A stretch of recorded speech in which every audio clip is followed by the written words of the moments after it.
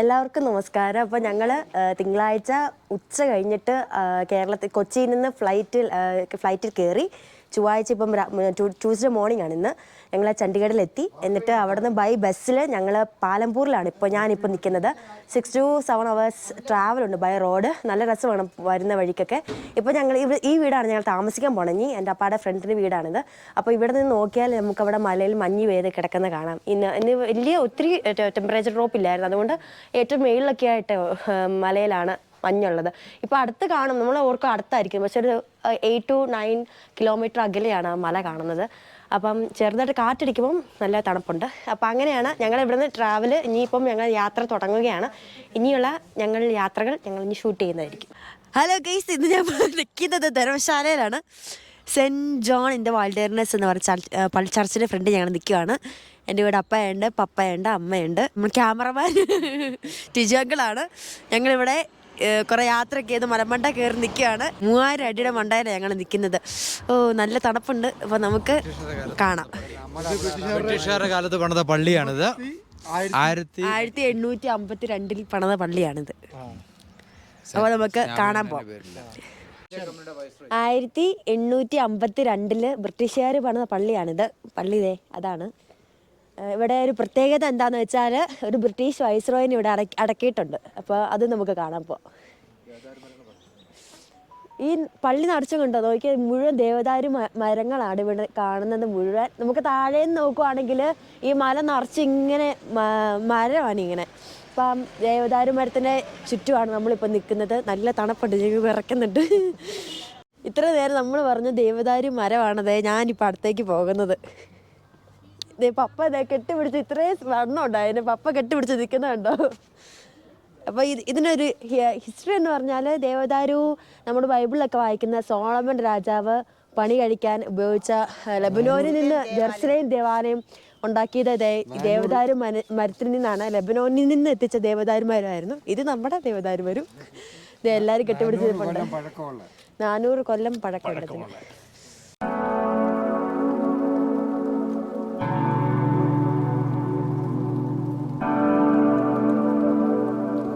അപ്പോൾ നേരത്തെ നമ്മൾ പറഞ്ഞ ഒരു ബ്രിട്ടീഷ് വൈസ്രോയുടെ കല്ലറ ഇതാണ് സംഭവം.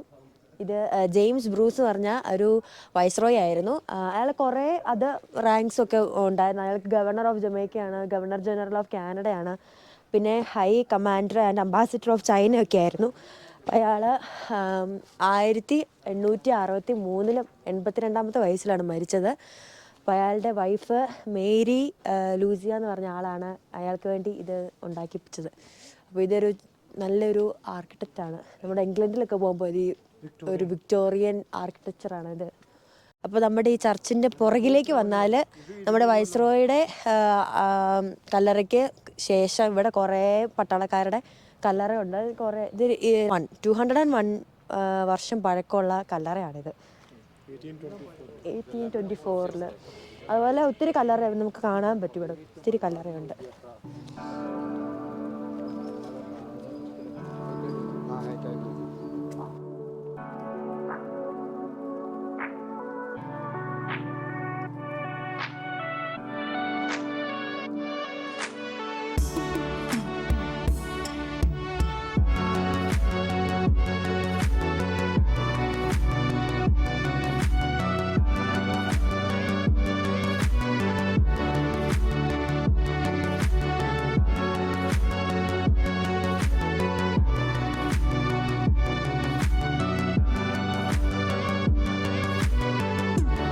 സോ ഇതാണ് നമ്മൾ ഇത്ര നേരം കണ്ടുകൊണ്ടിരുന്ന പള്ളിയുടെ പുറഭാഗം നമ്മൾ കണ്ടു. ഇത് അകഭാഗം.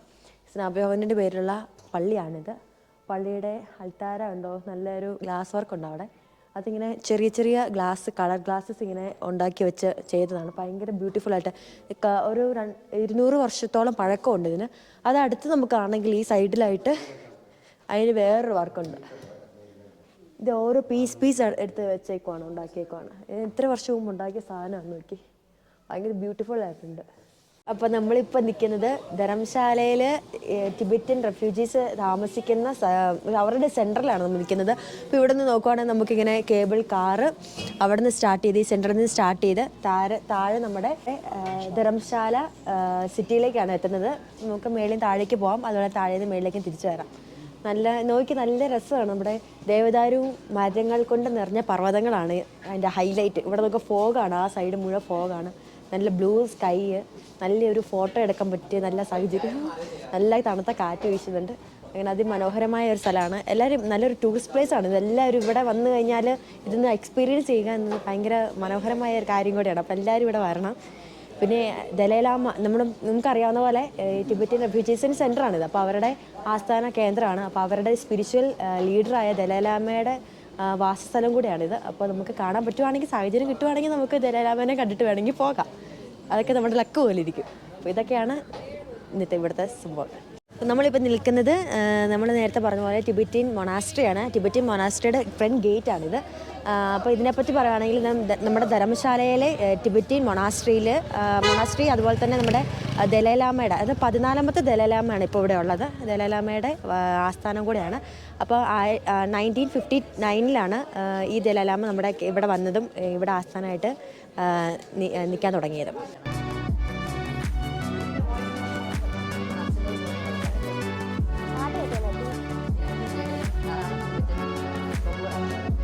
ഇവിടെ നമുക്ക് വന്നാൽ ഒത്തിരി ഷോപ്പിംഗ് ഏരിയാസ് ഒക്കെ ഉണ്ട് കേട്ടോ.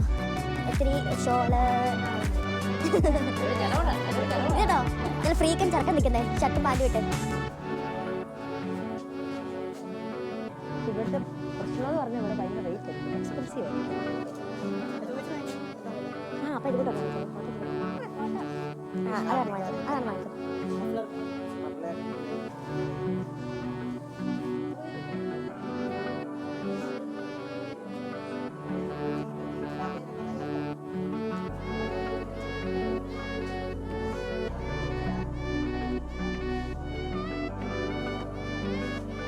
അപ്പോൾ നമ്മളിവിടെ ടിബറ്റൻ മൊണാസ്ട്രിയുടെ ഫ്രണ്ട് ഗേറ്റിൽ കൂടെ കയറി വന്നാൽ നമുക്ക് ഇങ്ങനൊരു സ്ഥലം കാണാൻ പറ്റും. ഇതെന്താണെന്ന് വെച്ചാൽ നമ്മുടെ ദലൈലാമ അനുയായികളെ അനുഗ്രഹിക്കാനായിട്ട് അവർ കമ്മ്യൂണിക്കേഷൻ നടത്താനായിട്ടൊക്കെ അവരെ ബ്ലെസ് ചെയ്യാനൊക്കെ വന്നിരിക്കുന്ന സിംഹാസനമാണിത്. നല്ലൊരു ദേവദാരു കൊണ്ടുണ്ടാക്കിയ ഡോറൊക്കെയാണ് ഇവിടെ ഉള്ളത്. നന്നായിട്ട് കാണാൻ പറ്റും നമുക്ക് അവിടെ ചെയറൊക്കെ. അത് കഴിഞ്ഞിട്ട് അതിൻ്റെ ഓപ്പോസിറ്റാണ് ദലൈലാമ താമസിക്കുന്ന സ്ഥലം.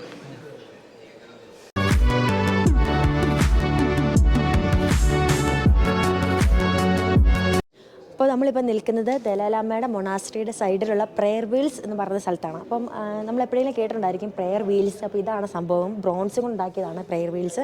അപ്പോൾ ഇതിൻ്റെ പ്രത്യേകത എന്താണെന്ന് വെച്ചാൽ നമ്മളിങ്ങനെ ഒരു തവണ ക്ലോക്ക് വൈസിൽ കറക്കുമ്പോഴത്തേനും തൗസൻഡ്സ് ഓഫ് മന്ത്രാസ് ഇതിൻ്റെ അകത്തുനിന്ന് ഉൽപ്പാദിപ്പിക്കും എന്നാണ് പറയുന്നത്. നമ്മൾ ഓരോ മണി കറക്കുമ്പോഴും ഓം മണി പത്മേഹം എന്ന് പറഞ്ഞ പ്രാർത്ഥന അല്ലെങ്കിൽ മന്ത്ര ചൊല്ലിക്കൊണ്ട് വേണം കറക്കണം. അപ്പോൾ ഇങ്ങനെ ക്ലോക്ക് വൈസിൽ കറക്കണം. അപ്പോൾ നമ്മുടെ ഇഷ്ടമുള്ള ഏതെങ്കിലും ഒരു ആഗ്രഹം സാധിച്ച് കിട്ടും എന്നാണ് പറയപ്പെടുന്നത്. കേരളത്തിലെ എറണാകുളം ജില്ലയിൽ ജനിക്കുകയും ലോകത്തിൻ്റെ നിറകയിലേക്ക് ആത്മീയാചാര്യനായി വളർന്നു കയറുകയും ചെയ്ത ചിന്മയാനന്ദ സ്വാമിയുടെ തപോവനം എന്ന ആശ്രമത്തിലാണ് ഞങ്ങളിപ്പോൾ നിൽക്കുന്നത്. ഹിമാലയൻ മലനിരകളുടെ താഴ്വാരത്തിൽ അതിമനോഹരമായ ഈ ആശ്രമത്തിൻ്റെ പ്രകൃതി രമണീയമായ ഈ തപോവനം എന്ന ആശ്രമത്തിലാണ് സ്വാമിയുടെ സമാധി കുടികൊള്ളുന്നത്. അദ്ദേഹത്തിൻ്റെ സമാധി ഈ കാണുന്ന കെട്ടിടത്തിന് ഉള്ളിലാണ് അടക്കിയിരിക്കുന്നത്. അദ്ദേഹം തൻ്റെ ആത്മീയ പ്രഭാഷണങ്ങളിലൂടെ പുരാതനമായ ഹൈന്ദവ വേദങ്ങളെ പറ്റിയുള്ള ഗ്രന്ഥങ്ങളെ പറ്റിയുള്ള അഗാധമായ പഠനത്തിൽ വളരുകയും അനേകർക്ക് അത് ഇംഗ്ലീഷിൽ മറ്റു ഭാഷകളിലേക്ക് എത്തിച്ചു കൊടുക്കുകയും ചെയ്തു.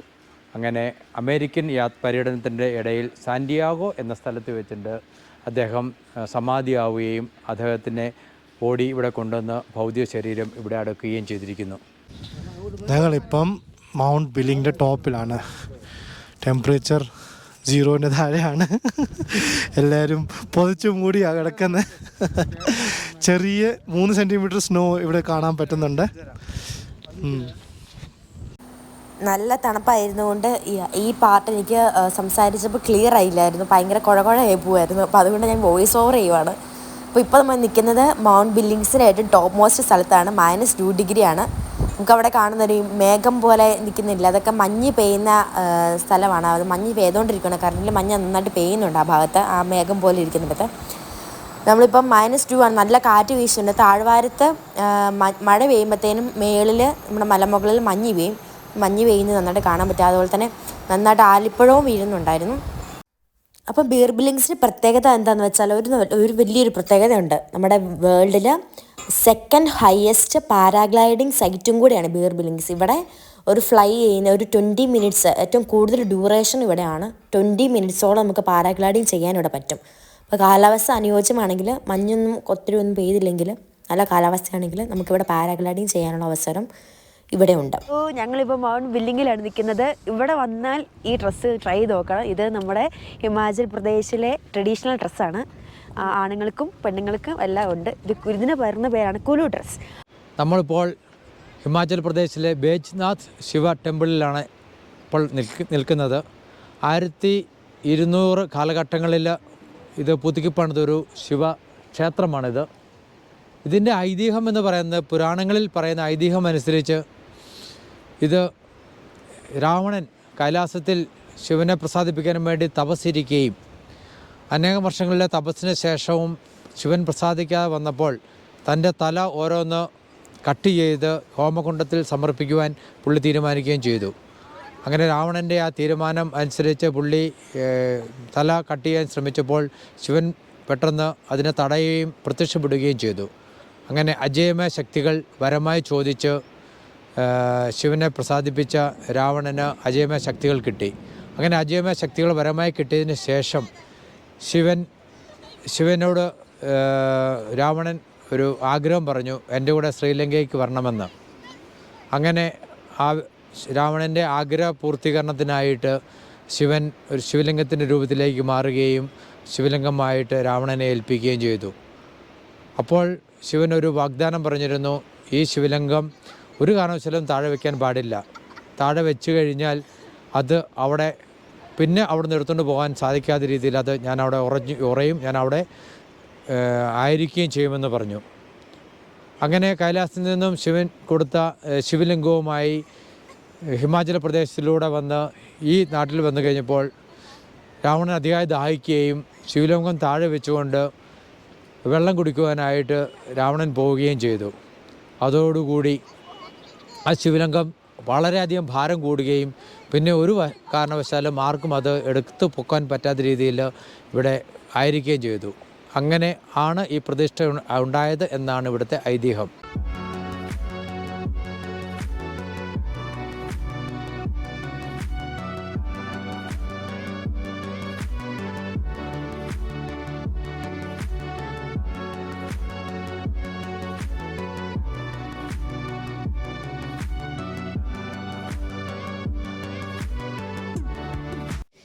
ഇപ്പോൾ നമ്മൾ നിൽക്കുന്നത് പാലമ്പൂരുള്ള CSIRൻ്റെ ഫ്ലോറിക്കൾച്ചർ ക്യാമ്പസിലാണുള്ളത്. ചുറ്റും ടുലിപ്പ് ഗാർഡൻസ് ആണുള്ളത്. അതുപോലെ തന്നെ ഇവിടെ ഈ ടെമ്പറേച്ചറിൽ, അത് കോൾഡ് ടെമ്പറേച്ചറിലുള്ള ഒത്തിരി ഫ്ലവേഴ്സൊക്കെ ഇവിടെ നിൽപ്പുണ്ട്. അതുപോലെ തന്നെ നമുക്ക് ടോപ്പിക്കൽ ആയിട്ടുള്ള ഫ്ലവേഴ്സും ഇവിടെ ഇങ്ങനെ ഗ്രീൻ ഹൗസ് പോലെയുള്ള സ്ഥലങ്ങളിൽ ഗ്രീൻ ഹൗസ് ഇങ്ങനെ ഉണ്ടാക്കിയിട്ട് അതിൻ്റെ അകത്ത് ഇങ്ങനെ അതാണ് നമുക്ക് പുറകെ കാണുന്നത്. അതിനകത്ത് നിറച്ചും ടോപ്പിക്കൽ ഫ്ലവേഴ്സാണുള്ളത്. ടുലിപ്പ് ഗാർഡൻസൊക്കെ ടുലിപ്സൊക്കെ ഇങ്ങനെ വളർന്നു വരുന്നേ ഉള്ളൂ, അത് മുഴുവനായില്ല. ഒരു 1 വീക്കും കൂടെ കഴിഞ്ഞാൽ ഫുൾ വളർച്ചയിലെത്തും. അപ്പം നല്ല രസമായിരിക്കും ഗാർഡനൊക്കെ കാണാനായിട്ട്. അപ്പോൾ ഇതാണ് ഫ്ലോറിക്കൾച്ചർ ക്യാമ്പസ്. ഇപ്പോൾ നമ്മൾ കാണാൻ പോകുന്നത് ഇതാണ് ഗ്രീൻ ഹൗസ്. നമ്മുടെ ടോപ്പിക്കലായിട്ടുള്ള ഫ്ലവേഴ്സൊക്കെ ഇതിപ്പം കൾട്ടിവേറ്റ് ചെയ്തുകൊണ്ടിരിക്കുന്ന സമയമായതുകൊണ്ട് ജസ്റ്റ് മുട്ടൊക്കെ കാണുന്നത്. ഇപ്പോൾ നമ്മൾ കാണുന്നത് ടുലിപ്സാണ്. ഏകദേശം ഇത്രയും തന്നെ വലുപ്പത്തിൽ ടുലിപ്സ് എത്തും. ഏകദേശം ഒരു 8 കളറോളം ടുലിപ്സാണുള്ളത്. ബ്ലൂ, യെല്ലോ, റോസ്, അങ്ങനെ പല കളർ എല്ലാം തന്നെ ഇവിടെ നമുക്ക് കാണാൻ പറ്റുന്നതാണ്. തൊട്ട് മാറിയാണ് ടുലിപ്സ് ഗാർഡൻ ഉള്ളത്. അവിടെയൊക്കെ വളർന്നുകൊണ്ടിരിക്കുന്നതേ ഉള്ളൂ, ചെടികൾ മുഴുവനായിട്ടും വളർന്നിട്ടില്ല. ഇതാണ് നമ്മുടെ ഗ്രീൻ ഹൗസ്. ഇത് ടോപ്പിക്കലായിട്ടുള്ള കുറേ ഫ്ലവേഴ്സൊക്കെ നമ്മൾ കേരളത്തിൽ വളരുന്ന പോലെ ഫ്ലവേഴ്സൊക്കെ നമുക്കിവിടെ ലഭ്യമാണ്. നമുക്കിവിടെ വാങ്ങിച്ചിട്ട് പോകാൻ പറ്റും. ഇത് ഒരു ഹ്യൂമിഡിറ്റിയും പ്രോപ്പറായിട്ടുള്ള ഹ്യൂമിഡിറ്റിയും ടെമ്പറേച്ചറിനകത്ത് മെയിൻറ്റെയിൻ ചെയ്യുന്നുണ്ട്. ഇവിടെ പുറത്തുള്ള എൻവയോൺമെൻറ്റിനേക്കാളും കുറച്ചും കൂടെ വാമാണ് അകഭാഗം. നമ്മുടെ ഈ ഗ്രീൻ ഹൗസിൻ്റെ ബാക്ക്ഗ്രൗണ്ടായിട്ട് വരുന്നത് ധോലാധർ മൗണ്ടൻ റേഞ്ചാണ്. നല്ല രസമുണ്ട് ഇവിടെ വന്ന് ഇരുന്ന് ഫോട്ടോ എടുക്കാനൊക്കെ ആയിട്ടും. നല്ലൊരു ക്ലൈമറ്റാണ് ഇവിടെ ഉള്ളത്. നമ്മുടെ അപ്പം ഇവിടെ വളരുന്ന ഫ്ലവേഴ്സിനൊക്കെ നല്ലൊരു ടെമ്പറേച്ചർ മെയിൻറ്റെയിൻ ചെയ്യാൻ സഹായിക്കും.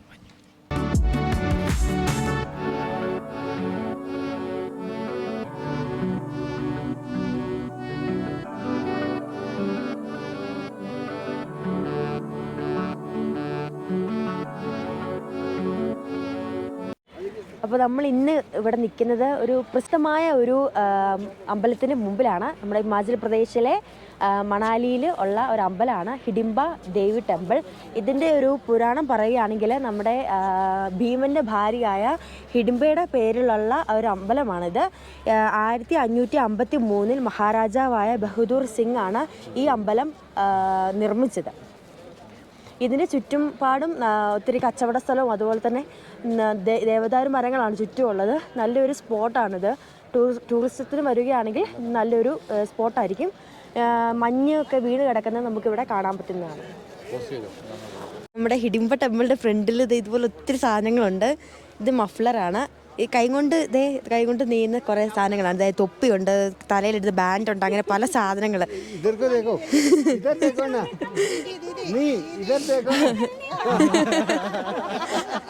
ഇതുപോലത്തെ മഫ്ലറിന് 150 ആണ്, 150 രൂപയാണ്. തലയിടുന്ന ബാൻഡിനൊക്കെ 100 രൂപീസിന് കൈകൊണ്ട് നെയ്തെടുക്കുന്നതാണ്. അങ്ങനെ ഒത്തിരി സാധനങ്ങൾ. അതേ ചേച്ചിയുടെ തലയിലിരിക്കുന്ന സാധനം അതാണ് സാധനം. അപ്പോൾ ഇത് നമുക്കിവിടെ ഇഷ്ടംപോലെ സാധനങ്ങളുണ്ട്. നമുക്ക് നമ്മുടെ അത്യാവശ്യം നമുക്ക് പറ്റുന്ന റേറ്റിൽ നമുക്കിവിടെ ബാർഗെയിൻ ചെയ്ത് വാങ്ങിക്കാൻ പറ്റും. അപ്പോൾ എല്ലാവരും ട്രൈ ചെയ്യുക.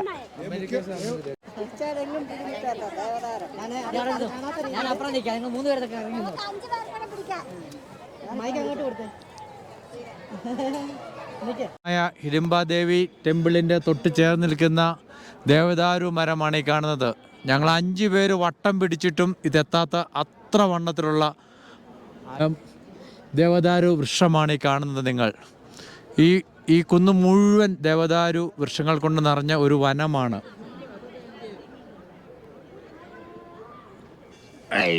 നമ്മളെല്ലാവരും എത്തിയില്ലേ?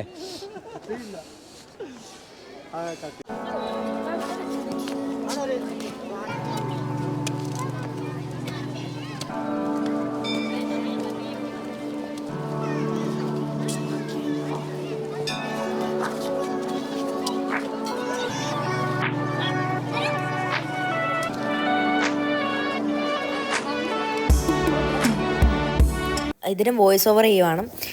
ഇതിൻ്റെ നമുക്ക് ഈ ടെമ്പിളിൻ്റെ ഹിഡിംബ ടെമ്പിളിൻ്റെ ബാക്കിൽ ഒത്തിരി ഇങ്ങനെ ട്രഡീഷണൽ ഡ്രസ്സ് ഇടുന്ന അതൊരു ബിസിനസ്സാണ് ഇവർക്ക്. അപ്പോൾ നമുക്കൊരു 100 ആണ് ഇവർ പറയുന്നത് ഒരാൾക്ക്. നമുക്ക് ഇതുപോലത്തെ ഡ്രസ്സും അവർ ഓർണമെൻറ്റ്സും ഒക്കെ ഇടിപ്പിച്ച് തരും. അപ്പോൾ അങ്ങനെ നമുക്ക് ഫോട്ടോ എടുക്കണമെങ്കിൽ ഇതിൻ്റെ ബാക്ക്ഗ്രൗണ്ടിൽ ഇരുന്ന് ഫോട്ടോ ഒക്കെ എടുക്കാം. ഫോട്ടോ അവരെടുത്ത് തരുന്ന ആൾക്കാരൊന്നുമില്ല, നമ്മൾ തന്നെ ഫോട്ടോ എടുക്കണം. നമുക്ക് അവരുടെ ഡ്രസ്സ് ഇടിപ്പിച്ച് തരും. അതുപോലെ തന്നെ കുറേ ബിസിനസ്സും ഇവിടെ ഉണ്ട്. അവിടെ നോക്കുകയാണെങ്കിൽ കുഞ്ഞു കൊച്ച് ഡ്രസ്സ് ഇട്ട് നിൽക്കുന്നത് നമുക്ക് കാണാൻ പറ്റും. കുഞ്ഞു പിള്ളേർക്കുള്ള ഡ്രസ്സും ഇവിടെ അവൈലബിൾ ആണ്.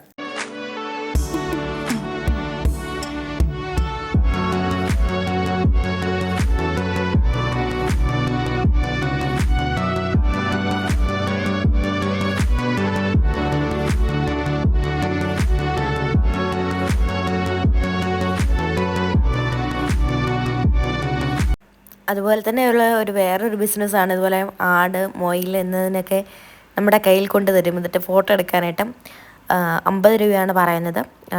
ചെറിയ ചെമ്മരിയാടിനെയും മൊയിലിനെയും നമ്മൾ നേരത്തെ കണ്ട ഈ മൊയിലിനെയൊക്കെ നമുക്ക് കയ്യിൽ കൊണ്ട് തരും. എന്നിട്ട് 50 രൂപയാണ് നമ്മൾ അതിന് ഫോട്ടോ എടുക്കാനായിട്ട്. പലരും 30 രൂപ പറയുന്നവരുണ്ട്, 50 രൂപ പറയുന്നവരുണ്ട്. നമ്മൾ ഇച്ചിരി ബാർഗെയിൻ ചെയ്ത് വാങ്ങിക്കണം. അപ്പോൾ അവർ പല രീതിയിൽ പല പോസിൽ നമുക്ക് വെച്ച് തരും മൊയിലിനെ പിടിക്കാനൊക്കെ ആയിട്ട്. അപ്പം നല്ലൊരു എക്സ്പീരിയൻസ് ആണത്. ചെമ്മരിയാട്ടിനൊക്കെ പിടിക്കാൻ താല്പര്യമുള്ളവർക്കൊക്കെ നല്ലൊരു എക്സ്പീരിയൻസ് ആയിരിക്കും.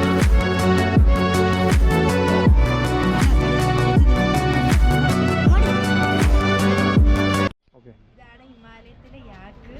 ഇത് നമുക്ക് റൈഡ് ചെയ്യണമെങ്കിൽ 200 രൂപയാണ്. ഫോട്ടോ എടുക്കാൻ 50 രൂപയ്ക്ക് നമുക്ക് ഫോട്ടോ എടുക്കാൻ പറ്റും. ഇത് നല്ല രസമുണ്ടല്ലേ, കാളപ്പറ്റിരിക്കുന്നത് ഫീലിംഗ്. നമ്മൾ മണാലിയിൽ ചെന്ന് കഴിഞ്ഞപ്പോഴും അവിടെ മഞ്ഞില്ലാതെ വന്നപ്പം നമുക്ക് സോളാങ് വാലിയിലേക്ക് പോകാനായിട്ട് ഞങ്ങൾ തയ്യാറെടുത്തു. ഇപ്പം പോണ വഴിയിലുള്ള കാഴ്ചയാണ് ഇത് കാണുന്നത്. അതിമനോഹരമായ ആപ്പിൾ ഗാർഡനിലാണ് നമ്മളിപ്പോൾ നിൽക്കുന്നത്.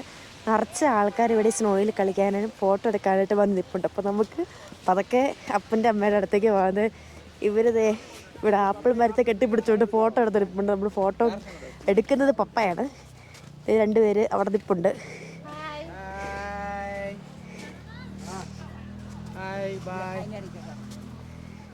ഇപ്പോൾ ഞങ്ങൾ സൊലാങ്കിക്ക് പോയിക്കൊണ്ടിരിക്കുവാണ്. നല്ല രീതിക്ക് മഞ്ഞ് പെയ്യുന്നുണ്ട്. നിങ്ങൾക്ക് കാണാൻ പറ്റുന്നുണ്ടോ? ഇതൊരു കടയുടെ ഫ്രണ്ടിൽ കിടക്കുന്ന മഞ്ഞാണ്. ഒരു 4 അടിയോളം മഞ്ഞുണ്ട് കേട്ടോ ഇവിടെ. ഇവിടെ ഫുൾ ബ്ലോക്കാണ്. ഇവിടെ വന്നു കഴിഞ്ഞാൽ ക്യൂ ആയിട്ട് വണ്ടി കിടക്കും. ഭയങ്കര പാടാണ്. ഭയങ്കര ട്രാഫിക്കുള്ള ഏരിയ ആണ് ഇവിടെ. നല്ലതായിട്ട് മഞ്ഞ് വീഴുന്നു. അങ്ങനെ നമ്മൾ സൊലാങ് വാലിയുടെ ഏറ്റവും ടോപ്പ് മോസ്റ്റ് സ്ഥലത്തെത്തിയിരിക്കുന്നു. മഞ്ഞ് ഇപ്പോൾ നന്നായിട്ട് പെയ്തുകൊണ്ടിരിക്കും. ചുറ്റും മഞ്ഞ് വെച്ച് കവർ ചെയ്ത് കിടക്കുക. നിങ്ങൾക്ക് നോക്കിയാൽ കാണാം, നല്ല മഞ്ഞാണ്. മല എല്ലാം മഞ്ഞ് പെയ്തുകൊണ്ടിരിക്കുക കേട്ടോ. ഇപ്പം നന്നായിട്ട് കാണുന്നുണ്ട് മഞ്ഞൊക്കെ. നമ്മൾ കൈയൊക്കെ വെച്ച് കഴിഞ്ഞാൽ നല്ല മഞ്ഞിങ്ങനെ നമ്മുടെ ദേഹത്ത് വന്ന് കണ്ടാവും. മഞ്ഞ് വന്ന് വീണ് കിടക്കും. ഇതാണ് ടോപ്പ് മോസ്റ്റ് സ്ഥലം. എനിക്ക് തോന്നുന്നു -5 ഡിഗ്രിയാണ് ഇപ്പോൾ ഉള്ളത്. നല്ല കൈയൊക്കെ കിടന്ന് കെടുകിട വിറയ്ക്കുന്നുണ്ട്. നമുക്ക് മഞ്ഞിന് വാരിയെടുത്ത് എറിയാം, കളിക്കാം, എന്ത് വേണമെങ്കിലും ചെയ്യാം. അവിടെയാണ് പാരാഗ്ലൈഡിംഗ് ഒക്കെ ചെയ്യുന്നത്. നമ്മുടെ ഷോർട്ട് ഫ്ലൈക്കാണെങ്കിൽ 1000 രൂപയും അല്ലാതെ ഫുൾ ഫ്ലൈക്കാണെങ്കിൽ 3500 രൂപയാണ് ഉള്ളത്. പിന്നെ ഐസ് സ്കേറ്റിംഗ് ഉണ്ട്, കേബിൾ കാർ ഉണ്ട്, അങ്ങനെ പല സ്ഥലങ്ങളും ഇവിടെ ഉണ്ട്. ചായക്കടയുണ്ട്. ഈ സമയത്ത് തന്നെ ചൂട് ചായ കുടിക്കുന്ന നല്ല രസമാണ്. ഞങ്ങൾ ചൂട് ചായയൊക്കെ കുടിച്ചിട്ട് ഇങ്ങനെ ഇരിക്കുകയായിരുന്നു. ഇവിടെ നല്ല ട്രാഫിക്കൊക്കെയാണ്. കുറേ കഴിഞ്ഞിട്ടാണ് ഞങ്ങൾക്ക് ഇവിടെ വന്നത്. അതുകൊണ്ട് ഞങ്ങൾക്കിവിടെ പാരാഗ്ലൈഡിങ് ചെയ്യാൻ പറ്റിയില്ല. അത് ക്ലോസ് ആയിപ്പോയി. വൈകുന്നേരം രാത്രി ആവാറായി. അതുകൊണ്ട്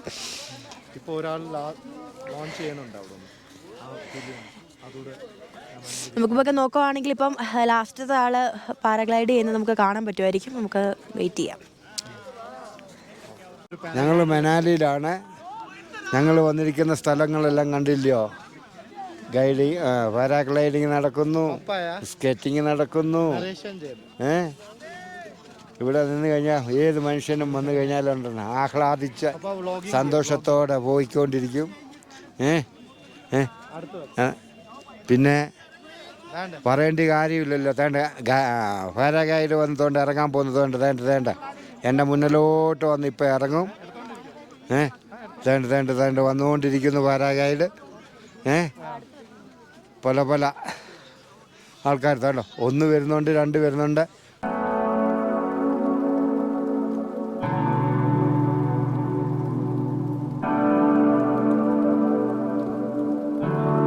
ഹിമാചൽ പ്രദേശിലെ താഷി ജോങ് എന്ന് പറയുന്ന സ്ഥലത്ത്, അത് ടിബറ്റൻ കോളനിയാണ്. ഇവിടെ നമ്മുടെ ടിബറ്റൻ മെഡിറ്റേഷൻ ഗുരുവായ യോഗി അംട്രിൻ്റെ ബോഡി മമ്മിഫൈ ചെയ്ത് അഴുകാതിരിപ്പുണ്ട്. ഇതാണ് യോഗി അംട്രിൻ. മെഡിറ്റേഷൻ ഗുരുവും കൂടെയാണ്. ഇവരുടെ ഏറ്റവും പ്രധാനപ്പെട്ട ഒരു ലീഡറും കൂടെയാണ്. അപ്പം ഇദ്ദേഹത്തിൻ്റെ ബോഡി അഴുകാതിരിക്കാൻ വേണ്ടി 2005 ഇദ്ദേഹം മരണമടഞ്ഞത്. തൻ്റെ 84-ാമത്തെ വയസ്സിൽ.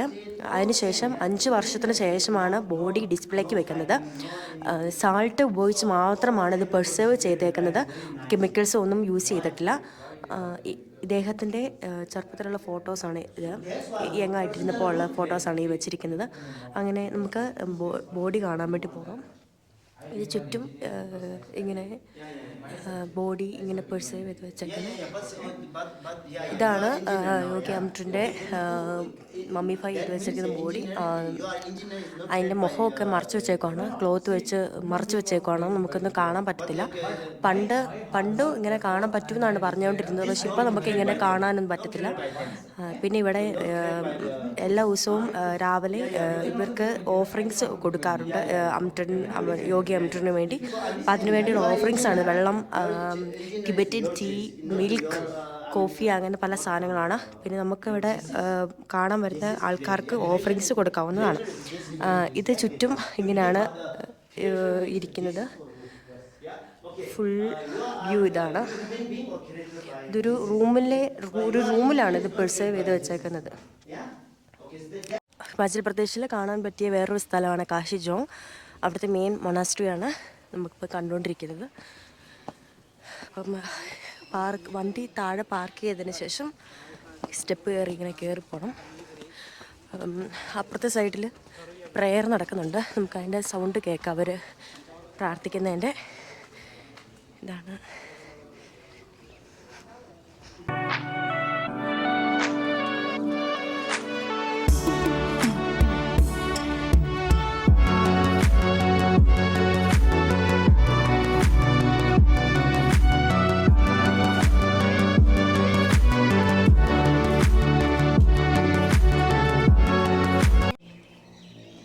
നമുക്ക് കാണാൻ കേട്ടോ, അവിടെ അവർ ഊതുന്നുണ്ട്.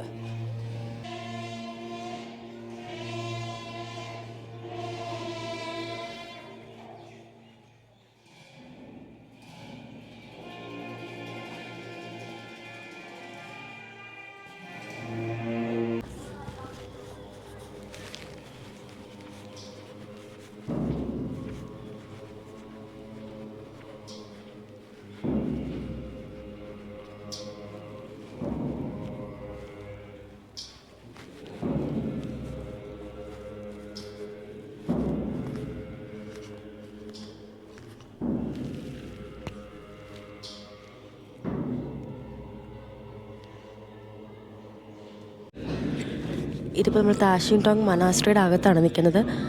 ഇവിടെ ഒത്തിരി ബുദ്ധൻ്റെ പ്രതിമകളൊക്കെ, മെയിൻ ബുദ്ധൻ്റെ പ്രതിമയാണ് ഇത് കാണുന്നത്. നമുക്കിവിടെ ഒത്തിരി പ്രതിമകളും ഓഫറിങ്സും ഒക്കെ കാണാവുന്നതാണ്. കറൻ്റ്ലി ഇപ്പം പ്രെയർ നടന്നുകൊണ്ടിരിക്കുകയാണ്. അതിൻ്റെ ദൃശ്യങ്ങളാണ് നമുക്കിവിടെ കാണാൻ പറ്റുന്നത്. നിരനിരയായിട്ട് കുറേ ഇൻസ്ട്രുമെൻസും ഒക്കെ വെച്ചുകൊണ്ട് പ്രാർത്ഥിക്കുന്നതാണ് നമുക്ക് കാണാൻ പറ്റുന്നത്.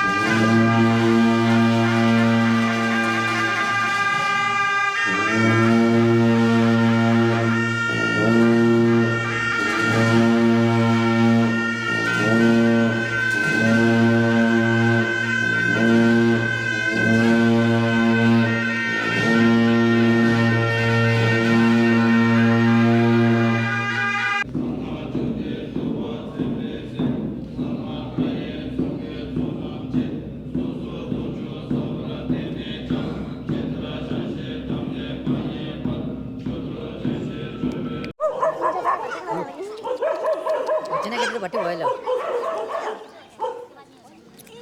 കൊച്ചു പോയോ? പട്ടിക്കുട്ടി എന്ത്? പട്ടിക്കുട്ടി പോയി.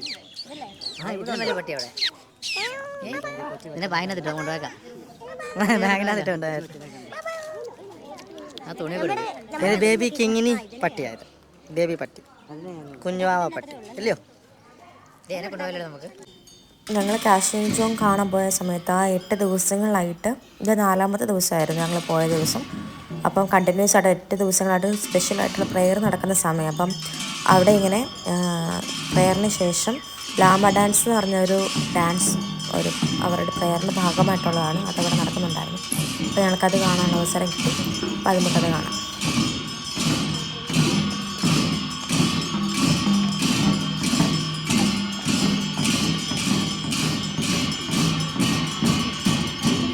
ഇപ്പോൾ നമ്മൾ കണ്ടുകൊണ്ടിരിക്കുന്ന ലാമ ഡാൻസ് ആണ്.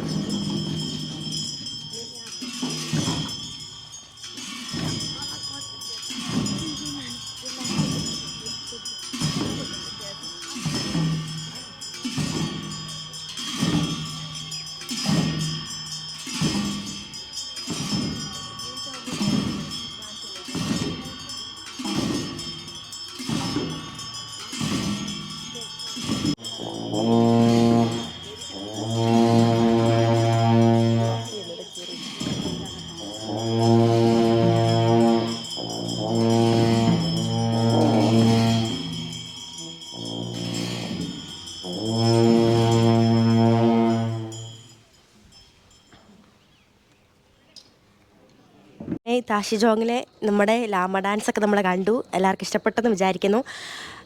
ശരിക്കും ഞങ്ങൾക്കൊരു ഭയങ്കര ലക്കിയായിരുന്നു കേട്ടോ. ഞങ്ങളോട് നിൽക്കുന്ന കണ്ടിട്ട് അവർ തന്നെ വന്ന് പറഞ്ഞു, ഇത് ലാമ ഡാൻസ് ഉണ്ട്, അത് കണ്ടിട്ട് നിങ്ങൾ പോകാവുള്ളൂ, ഷൂട്ട് ചെയ്യണം എന്ന് പ്രത്യേകം ഞങ്ങളോട് പറഞ്ഞായിരുന്നു. അപ്പോൾ ഞങ്ങൾ ഭയങ്കര ലക്കിയായിരുന്നു. അങ്ങനെ നമ്മുടെ ഫൈനൽ ഡെസ്റ്റിനേഷൻ എത്തിക്കഴിഞ്ഞു. നമ്മൾ ഇവിടെ നിന്ന് ഇനിയിപ്പം നാളെ രാവിലെ ഇവിടുന്ന് ഹിമാചൽ പ്രദേശിലോട്ട് ബൈ ബൈ പറഞ്ഞ് യാത്രയാവുകയാണ്. അപ്പോൾ തീർച്ചയായും ജീവിതത്തിൽ ഒരിക്കലെങ്കിലും ഹിമാചൽ പ്രദേശ് വരണം. നമ്മൾ കുറേ സ്ഥലങ്ങളൊക്കെ കണ്ടു, അത് ഷൂട്ട് ചെയ്യാൻ പറ്റാത്ത കുറേ സ്ഥലങ്ങളൊക്കെ ഉണ്ടായിരുന്നു, ചെറിയ ചെറിയ സ്ഥലങ്ങൾ. അവിടെ ഞങ്ങൾ പോയായിരുന്നു. അങ്ങനെ 1 വീക്ക് അടിപൊളിയായിട്ട് സ്പെൻഡ് ചെയ്തു. ശരിക്കും ഭയങ്കര ലക്കിയായിരുന്നു. മഞ്ഞ്, അതുപോലെ തന്നെ ഹെയിൽ സ്റ്റോൺസ് എല്ലാം കാണാൻ പറ്റി നല്ല രീതിക്ക്. അപ്പം ലീവൊക്കെ ആകുമ്പം എല്ലാവരും ഒന്ന് വരിക, ഒന്ന് ട്രൈ ചെയ്ത് നോക്കാം. ബൈ.